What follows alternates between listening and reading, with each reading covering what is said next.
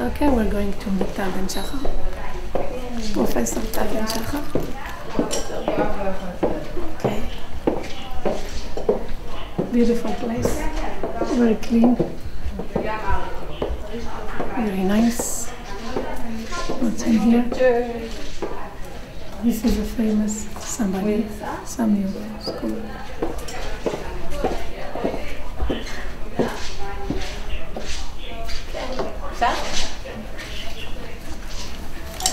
היי, שלום. נעשה חיבוק חזור בשביל המצלמה. תודה. זאת אמא שלי. זה בסדר שאני אצלם את זה כאן? כאילו אנחנו נעבור לאנגלית בשביל המצלמה. כן, אני לא יודעת שאת מצלמת היום. מה? מה את מצלמת אם אפשר. את רוצה אז כאן או מקום אחר? אפשר להתחיל כאן ואז אפשר לטייל בחוץ. אם זה טוב לך. משפיקה, אני אקח את זה כי האור שם לא... אפשר כבר באנגלית? So before I forget, we have a bunch of regards. I started writing them on the way, I don't remember everyone, but Deb Levy, El Langer, Tinker Gilbert. There was a professor of communication that I don't remember. Morris Mann, I just found him this week. And he wanted to express tons of gratitude. Also Chris, Dr. Sid, and I think that's all I remember so far. But everyone's like so grateful and טוב, אפשר להתחיל בעברית. מה נשמע? זה כמו שאני ניסיתי לדבר אנגלית עם הילדים שלי. כן? ולא הצלחתי. ככה זה היה לאמא שלי. כן. גם. זה לא הרגיש לי טבעי. נראה לי היא הצליחה עד גיל 3 נראה לי. עד גיל 4. אותו קונטקט ממש. לא עבר הרגש הנכון. כן, בדיוק. האמת היא רציתי לשלוח לך, עשינו עכשיו אחד קצת כאילו, האפיזודה שראית בטח, הקצרה. ראית את האנימציה, נכון? אנימציה. וראית את הריאליטי? מיקס כזה? אני חושב שכן. פורים? כן, ראיתי. אז המשכנו את זה, ואלן לנגר כבר נתנה לי דיסקים שלה עם הרצאות. כן. עשינו מלא אלן לנגר, אבל זה צעד, כאילו אמרתי לה שזה כאילו זה היה נורא כשכזה היה משהו יהודי וזה לא מה שהכוונה, אז אנחנו עושים עכשיו משהו חדש לגמרי. כן. אבל באותו סגנון. כן, אז זהו, אז תראי, יש לי המון הרצאות מוקלטות. עכשיו אנחנו מקליטים, יש קודם כל את פן, מה שהיה בפן ומה שהיה בהרווארד. כן. באנגלית, רק באנגלית. מעולה. אבל אנחנו מקליטים עכשיו מחדש, כלומר הקלטנו כבר חלק. באנגלית. אודי הקליט שוב. מעולה. זה באיכות יותר טובה גם. כן, זה די טוב, ויש לי גם, את יכולה להשתמש משם, כשאת לפני, כן, את יכולה להשתמש. מצוין. אז איך, כאילו אני רשור? זה עוד מעט, זה יהיה אונליין עוד בערך שבוע, שבועיים. לא שפשוט אני בקשר עם אודי, אז ברגע שזה יהיה אונליין, אז תוכלי גם לראות ולראות אם זה בכלל רלוונטי. כלומר, אני לא כל כך יודע מה את מחפשת. אנחנו בעצם לוקחים, כאילו נגיד, כאילו הרצאות, כל מיני הרצאות. יש לי כאילו את ההרצאות של אלן, יש לי את ההרצאות של פינקר, ויש לי את ההרצאות של... כן. ואנחנו בעצם חותכים הרצאה, וכאילו, מה שמלכה עושה היא כאילו העורכת שנבאת איתה, אז היא בעצם כאילו לוקחת איזשהו סטורי, זאת אומרת, כל מה אנחנו צופים בהרצאה, ויש לי המון חומר שאספתי, כאילו אני מדברת עם הומלסים ועם רקדניות, ופשוט כאילו מלא אנשים, ולפעמים זה כאילו סתם אני נוסעת באוטו עם עוד מישהו, ועכשיו גם שולחים לי אנשים אחרים דברים שלהם, ופשוט כאילו עושים מין מיקס כזה שזה יוצא עם סיפור, אבל באמצע יש, כאילו זה כל הזמן מחליף, יש כמה סיפורים בעצם שזורים בתוך ואז יש את הפרופסור שאומר משהו, ואז יש את ההומלס שאומר משהו נורא דומה, ואז מישהו אומר משהו שונה, ואז הפרופסור אומר עוד משהו, וזה יוצא בעצם, כאילו יש עלילה כלשהי, כאילו יש קו כאילו שמחבר, אבל פשוט כאילו התמונה משתנה כל הזמן, והאנשים שונים גם. אז כאילו it's very colorful, ויש הרבה מוזיקאים כאילו מכל האזור שנתנו לי גם כזה מוזיקה שלהם. כאילו יש היפ-הופ וראפ וקלאסי אלגנט כזה. הבנתי שזה יהיה סביב תמות יהודיות או לא רק? לא, בכלל לא יהודי. בכלל? כן. מה שעשתה שנה שעברה היה לתוכנית שערד כאילו whole year on JLTV. זה Jewish Life TV. אז היא רגילה כאילו נורא לעשות על הג'וש, לכן הראשון היה בעצם פורים, ומגילה וזה. ואז אמרתי, תקשיבי, כאילו יש אנשים של אופרה שעוקבים אחרי הדברים שלי, ואנשים של כאילו עוקבים אחרי בטוויטר וכל זה, ואני ממש לא חושבת שכאילו משהו יהודי זה מה שהגניב אותם, כאילו גם מפגשתי עם MTV וכל זה. וזה לפני שעשיתי, כאילו, ועכשיו, זאת אומרת, אספתי שם מלא פוטאג' כאילו של דיבורים וצחוק עם אנשים וסטודנטים בטרמפולינה וכל מיני כאלה. ואז היא כתבה לי לפני שבועיים שכאילו היא חשבה על זה מספיק והיא חושבת שבאמת לגמרי לא נעשה משהו יהודי והיא תשתמש בכל אז מה כאילו למשל תמה של... אז כאילו זה יהיה, כאילו כל האפיזודה תהיה בעצם סביב נושא, כאילו נגיד self-esteem, our stories, כאילו narrative כזה, relationships. כרגע זה בעצם הסיפורים שלי ושלה עם עוד אנשים, אבל זה מעורבב עם בעצם סיפורים אחרים. אבל הקו המנחה זה בעצם ההרצאה. אז בעצם זו תוכנית ש... It's very much for the HD audience. Like there's always something happening and there's always... And it's all connected in a way. אבל זה לאו דווקא... כאילו, every episode is not necessarily, כאילו, stops where the first one ended. כן, אני אשלח לך את מה שעשתה עם אלן לנגר, זה עשה מאוד חמור. כן. כאילו, זה בעצם ההמשך של פורים. כן. אבל זה כבר יצא יותר בסגנון, כי היא שמה הרבה יותר את אלן. ומה האורך של 20 וכמה דקות? האורך של האפיזוד זה חצי שעה, כן. שזה בעצם 3 סגמנטים של 10 דקות. ואז יש לנו את הזמן של הפרסומות באמצע. עכשיו, יש לנו כרגע את GRTV, שזה It Airs Nationally, זה ערוץ 196 בקומקאסט. ואז הם נותנים לנו גם כן את הזמן של הפרסומות שאנחנו יכולים למכור אותם. כאילו, אנחנו יכולים בעצם לתת לאנשים לעשות פרסומות, ואז אנחנו יכולים לעשות מזה יותר כסף. והם משלמים לנו לאפיזודה, כאילו משהו לא רציני. אבל לא חתמנו איתם שום דבר. אז לכן אנחנו עושים משהו יותר לקהל רחב. אבל ג'ל רוצה קונטנט יהודי. כן, אבל העובדה שכאילו שאנחנו שתינו יהודיות זה כאילו מספיק בשבילם. הבנתי. כן. אבל חוץ, כאילו, מה ש... כאילו, אנחנו בקשר עם המון אנשים. כאילו, יש את סנטיה פנמן, שהיא הפרזידנט של אמריקן פאבליק טיווי, שהיא נותנת לי פידבק. יש לי המון פידבק מכל מיני אנשים, וכאילו, עכשיו אמרו לנו בעצם תתמקדו נורא על אפיזודה אחת שממש ממש תהיה טובה, שזה בעצם מה שאנחנו עושים עכשיו. ואז כאילו, זה ביגד שם. יש לי מלא קונטקסט בכל מקום. כן. הייתם אמורה להיפגש אחריך עם צפרי קחנובסקי? אני לא יודעת אם נצפק, הוא מפיק בערוץ 2. כן. אז הוא גם כאילו רוצה להתערב. גם יש שם את זה שהנשיא של Second Life, אתה יודע מה זה Second Life? כן, כן, אז הוא גם רוצה... לא, הוא יהודי אבל, לא אחרי שם שלו. הוא גם רוצה להשקיע ולהיות חלק. ועכשיו אנחנו בעצם, אנחנו שתי נותות על משהו שיהיה ממש ממש טוב. יעזור לנו המון אם יהיה לנו עוד אורחים. אני בודקת, לפני שתעשה דיברתי עם פרופסור בהרווארד על אם יש מצב כאילו שסטודנטים שלא יעזרו לנו. אני לא יודעת אם יש כאן סטודנטים, כי בעצם אנחנו צריכים כאילו כל האדיטינג בעצם, כאילו להכין סיפור כמו שהיא עושה בעצם. כן. בעצם זה או שאנחנו משלמים לעוד אנשים או שיש לנו עוד אורחים. או שאנחנו קונים עוד אורחים, או שאנחנו מביאים עוד אורחים. כן, מה שאני עכשיו עושה כשאנחנו עורכים, יהיה לנו הרבה מאוד חומר לערוך, זה לוקחים תלמידים מבית ספר לתקשורת, בית ספר אורחים של 30 שקל לשעה, משהו כזה. אז בארץ זה לא כזה כאן. כן. וזה אורחים...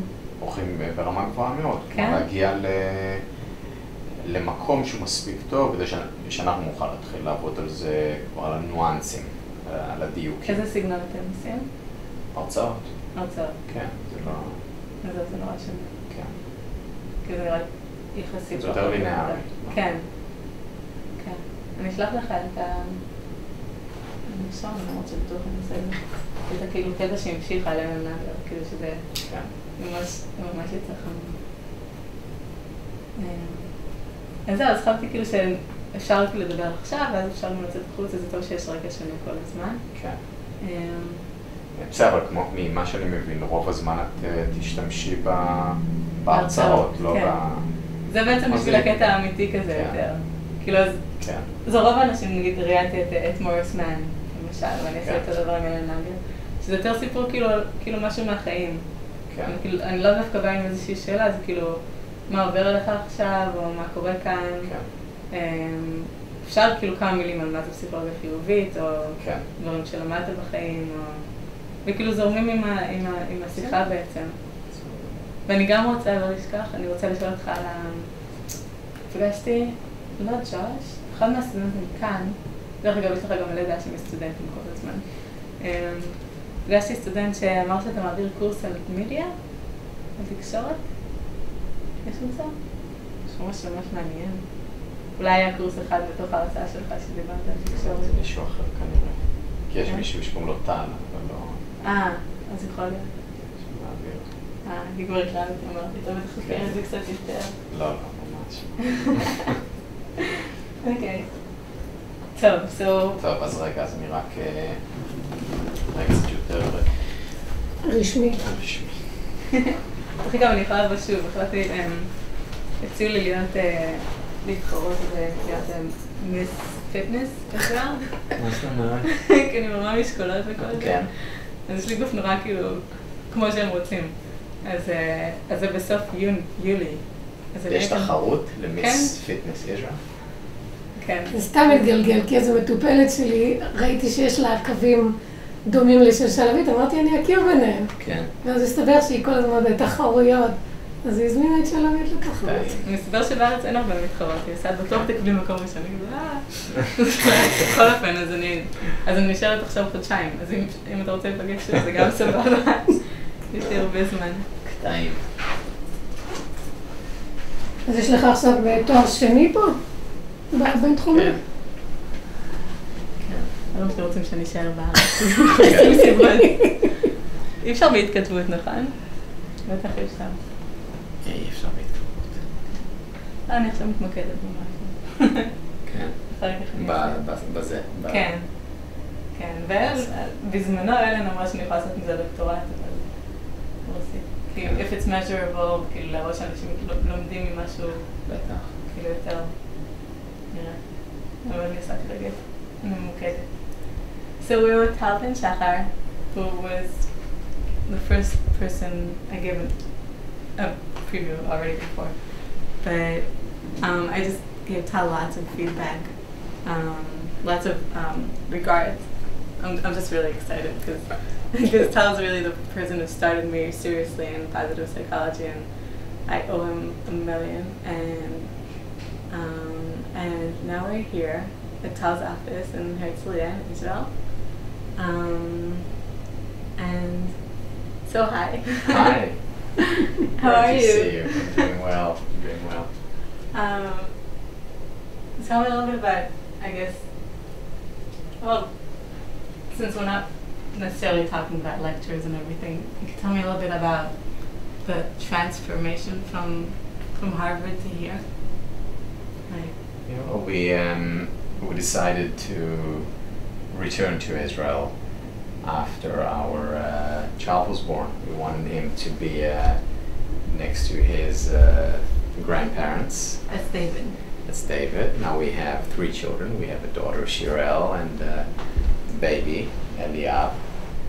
And it has always fascinated me. There's a lot of work in the field of psychology, starting with Freud before, on the importance of parenting, but there is very little on the importance of grandparenting. And I think there is a lot of value. I mean, I remember growing up with my grandparents and how important, how defining that experience was for me. Because in many ways, the parent's role is obviously to love, to nurture, and yet also to discipline, to set boundaries. Whereas grandparents, they epitomize unconditional love. They're just about giving and being there, being for the child, and having that presence in one's life, and having that presence in a significant, consistent way is so important.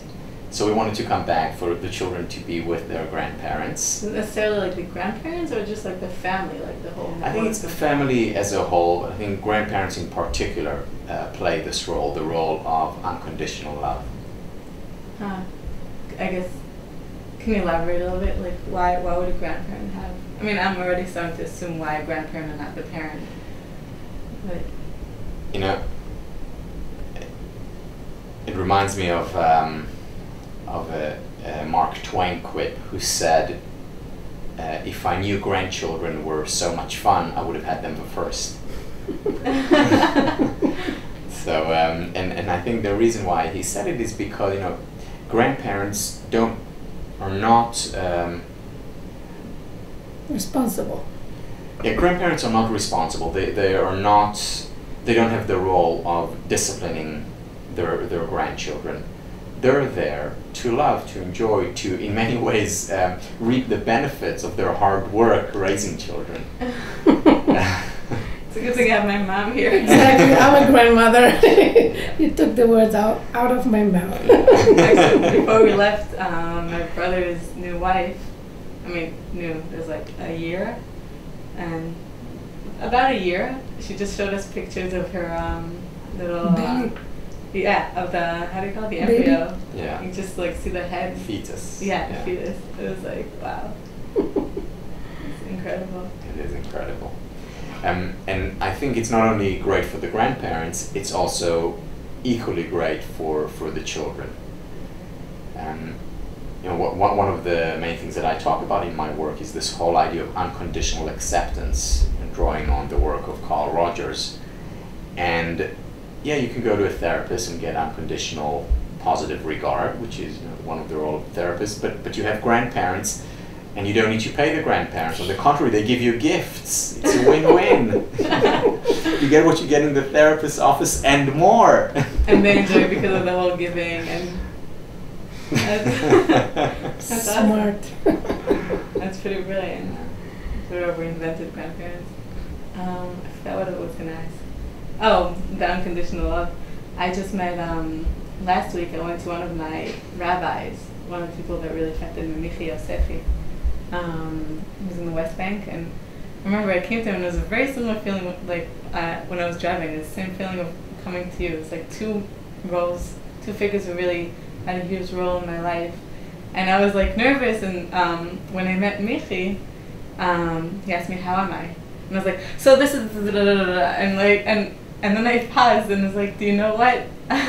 I value you so much, and every time also before in history when I met him, I had a million things to say because I had this strong need to, I guess, acceptance and, you know, a fear of acceptance, and so I just decided to be authentic, and, you know, and tell him right at the spot, I really appreciate you, and this is why I'm so nervous, and I'm trying to give you like so many details.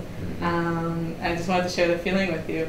And he said, you know what, it's actually something I'm really working on now, the unconditional acceptance of myself, and it just opened a beautiful conversation. And, I guess he was talking a little bit about how he sees families today as not such a strong place to come from, and a lot of children are looking for acceptance from the outside because we didn't get it growing up. I guess it has a lot to your study on self-esteem. I quote you a lot, on a lot of things, but a lot about the stable and unstable self-esteem. Yeah. I think more and more as I explore within, as I study and teach, that this idea of unconditional acceptance is so critical for well-being, and we don't always get it as children. It's fine that we don't always get it, because a lot of the work, a lot of the development that comes later on in life comes when we are working on cultivating that self-acceptance. So I actually don't think that a child born in a family that unconditionally accepts him or her and has, just the right teachers and all the stars are aligned, I don't necessarily think that child will grow up to be the healthiest child. So in many ways, it's very often the problems or the lacks, the things that are missing, that shape us, that bring us to where we are. It's kind of like the Cambridge Somerville experiment.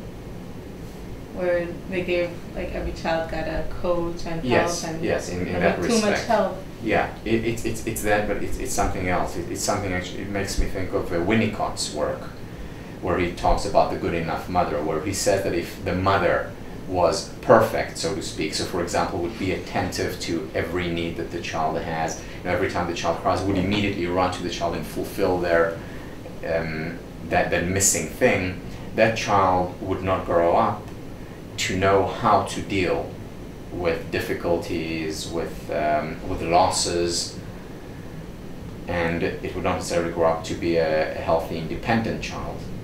So it's good that the mother is only good enough and not perfect. Drawing on that, it's good that the parents are not, unconditionally accepting, or that the teachers are not unconditionally accepting, i.e. perfect in this respect, and that something is missing, because it's within this imperfection that there is growth and development. And it's actually started like defining part of the journey of life to like a journey to love ourselves. It's like I kind of see it as slowly more and more as a relationship between me and myself and my thoughts and myself. And even now the way I see God is kind of, it's really my thoughts, and I feel like my thoughts are really everything that I eventually have. So it's like how I see the other person, how I relate to the other person in reality, and myself, and that's, I guess, it was like a definition given by, I think, Martin Buber, who's, This guy? wow. I'm just reading him now, rereading him. I started reading him. I learned about him with one of my doctors in Boston. And, he was able to explain to me. I was actually not able to really understand the book so well. The I and thou idea? Yeah. Yeah, it's a very important idea, the I and thou, because when Buber talks about this relationship to another, to see the other as sacred, he's also talking about the relationship to myself. He's also talking about my relationship to inanimate objects. If you think about positive psychology, so much of it is about learning to savor, to appreciate, whether it's a tree, whether it's my relationship, whether it's the fact that I'm alive, whether it's lunch that I'm having right now, whether it's a breath, whether it's positive psychology as a field. It's learning to appreciate, to savor. In other words, it's about having the relationship of sacredness with everything in reality, and that relationship of sacredness starts within, because the way I see the world is a mirror of the way I see myself. If I'm unable to respect myself, I'm unlikely to be able to respect others. If I'm unable to savor, cherish, love myself, I'm unlikely to be able to love, savor, cherish others. Other people or other things, for that matter. So the source is the self. I was on a ride to Jerusalem with a woman. All she told me is that her name is Miri. She was a coach, and I told her that I was like in a very grateful moment after I worked out. So I was like this moment of bliss, and I felt like I really need to do something, like to give. And she said, "Give yourself. Once you give yourself, you'll be able to give the world." And I think my mom. The past few years, she has like this new concept of, in Judaism, there is an idea of giving like a portion of what you earn, like a maaser, like a tenth of what you earn to the needy. Sometimes my mom says, well, if you really want this book, or something that's going to really be good to you, and you can't allow it to yourself, just say, it's part of that portion. Like, like your soul is the needy. Yeah. Yeah, it's the אני, the real אני. You're the most, אתה הכי עני בעולם, הגוף שלך, כל הזמן זה צריך לנשום, צריך לאכול, צריך לנוח. אתה הכי עני בעולם, אז לתת לעצמך זה מעשר. So it's really hard for me to, I feel like, just to hear, give yourself so you'll be able to lift the world, which is so true, it sounds kind of selfish. And I've been pondering about it so much lately. Well, it is selfish, but what's wrong with selfishness? I mean, look at all the. I mean, I'm taking this to the realm of politics, but look at all the regimes throughout history that attacked selfishness, that valued altruism. What it led to was the worst, the most immoral regimes. You know, communist Russia, the socialist countries. Selfishness is not a bad thing, just like the law of gravity is not a bad thing. It simply is. So we have within us selfish nature. We're also generous and benevolent and good. The problem is that when we try to fight this selfishness, it's like trying to fight the law of nature. It's like trying to fight the law of gravity. Mm-hmm. And we will lose. And we'll end up not helping others and being generous.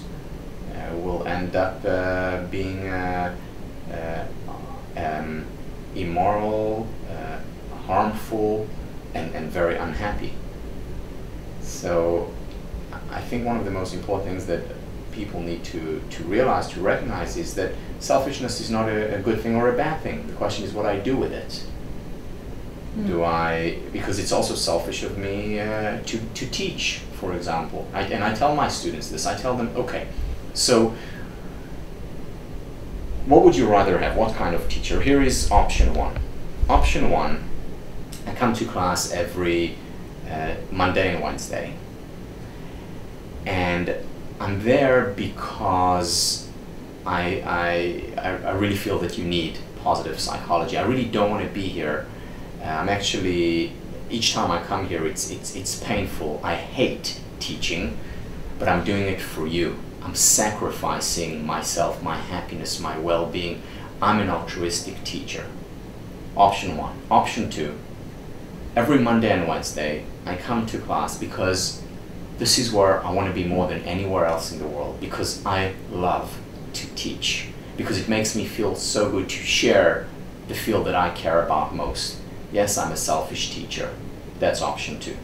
Which teacher would you rather have? Which teacher would be better? Mm-hmm. It's a no-brainer. And yet at the same time, people don't think about the consequences of the theory of what it means to be selfish or altruistic. To act out of a desire, a love, or to act out of a sense of duty, out of an altruistic negation of self. Yeah, and that could be applied to so many fields, like to religion. How about ואהבת לרעך כמוך?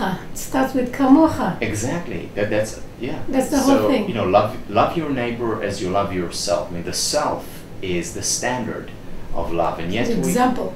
Yes, and yet today we've forgotten the importance of self-love and moralities. You know, whether it's through some religions or some philosophers such as Immanuel Kant, who advocate negating the self, negating inclination, negating desire, and that's killing a part of the self. Wow, I'm really grateful we got this on camera. Is it on record? Is that on? Yes, it's all the time. Okay, I'm really happy. So my question is, it's really, it's so, part of it is for me to watch over again. I'm like, which I don't really get to do enough. But so my next question is, it's to both of you. Do you feel like going for a walk, or do you feel like, because the lighting here is really good. Up to you. I'm happy to stay here. Whatever. When if we want to stay here, maybe I should be like here because it's like more dark because of the light. Oh, so let's go for a walk. You fine with that? Okay. I just wanted to not have your hands tied. So I was going to ask you what are your goals now? What are you working on recently? But 1 minute, he said that he would be happy to stay here. So. Up to you. Oh, he said it it's up to you. Give me 1 second, okay? Take that. Because I just had a call. Did you get the phone when we talked? No, I didn't. It was on silent.